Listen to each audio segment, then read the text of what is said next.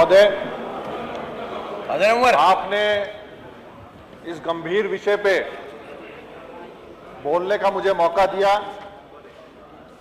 और जहां बाढ़ और सूखे पे इकट्ठे चर्चा करने का हमें मौका मिला, ये भी ये उस उत्तर प्रदेश की विराटता और विशालता का प्रतीक है।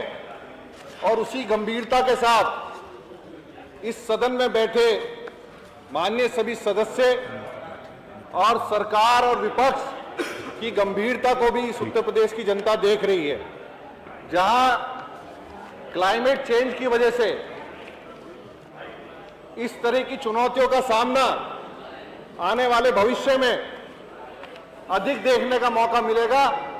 वहीं हमें तैयारियां और आपदा आने के बाद उसका प्रबंधन, इस पे भी अपनी चिंताओं को सुनिश्चित करने का काम करना चाहते हैं। मान्यवर, मैं जनपद मुजफ्फरनगर की मीरापुर विधानसभा से आता हूं, जहां हम उत्तराखंड से मिले हुए हैं और कई नदियों का भगवान की कृपा से हमें आशीर्वाद मिलता है, पानी की उपलब्धता मिलती है। पर आज वहां बाढ़ की वजह से, चाहे सोलानी नदी हो चाहे गंगा का प्रभाव हो, वहां नुकसान नहीं विनाश हुआ है, फसलों का विनाश हुआ है। और आज आपके माध्यम से माननीय नेता सदन को और सरकार को अवगत कराना चाहते हैं, अगर निकटवर्ती समय में उसका प्रबंधन नहीं किया गया, क्योंकि पानी आया और पानी गया, ये हम बाढ़ समझते हैं, पर जहां हमारा क्षेत्र है वहां पानी के रुकने की वजह से फसलें बर्बाद हो चुकी हैं और चारे की समस्या है, पशुओं के चारा नहीं है, बीमारियां फैलने की जो है संभावनाएं बढ़ गई हैं। आज तक भी सरकार की तरफ से कोई सरकारों का इसका खेती की फसलों का मुआवजे को लेके कोई भी अब तक निर्णय नहीं लिया गया है।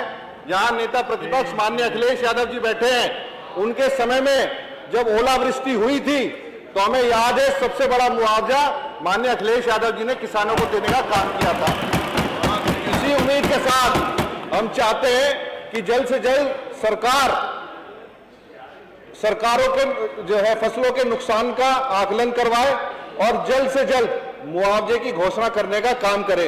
मान्यवर, केवल फसलों की बर्बादी नहीं, खरीफ की फसलें, गन्ना हो, चाहे हमारा मुंजी हो, चाहे हमारे घास की समस्या हो, हमारा गांव विधानसभा के मजलिसपुर, तौफीर, सिताबपुरी, खैरनगर, महाराजनगर जहां सोलानी नदी के प्रकोप से पीड़ित है, वहीं रामराज खादर में बड़े संख्या में पानी स्टैग्नेशन होने की वजह से फसलें बर्बाद होने का काम हुआ है।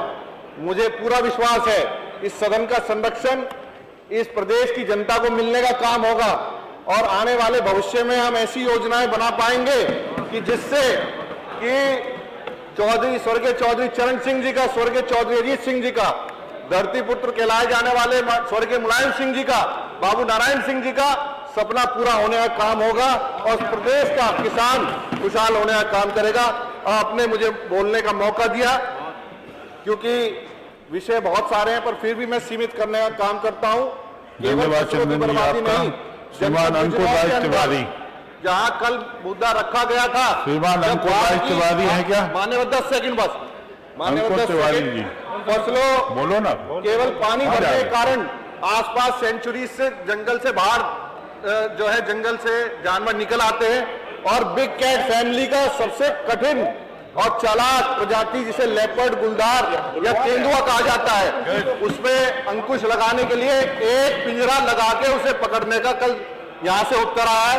पर सुनिश्चित करना चाहूंगा ये भविष्य में हमले बढ़ेंगे, क्योंकि ये एक नहीं 300 से अधिक तेंदुए उस इलाके में हैं और जिस तरह का पैटर्न उनका हमला करने का है और जितने अंतराल पे है, ये सुनिश्चित नहीं करता नरभक्षियों की संख्या कहीं अधिक है, उसकी व्यवस्था भी सरकार करने का काम करे। मुझे बहुत बहुत धन्यवाद। श्रीमान अंकुर राज तिवारी, बोलिए आप। धन्यवाद सरकार, बोलना है आपको।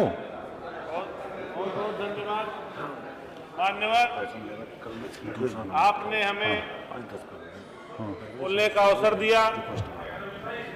मान्यवर, हमारा जनपद संत कबीर नगर जो बाढ़ और सूखा दोनों से प्रभावित होता है और इस महत्वपूर्ण अवसर पे आपने हमें बोलने का अवसर दिया है, इसके लिए मैं बहुत बहुत धन्यवाद देता हूं। मान्यवर, हमारे यहाँ हमारा जनपद संत कबीर नगर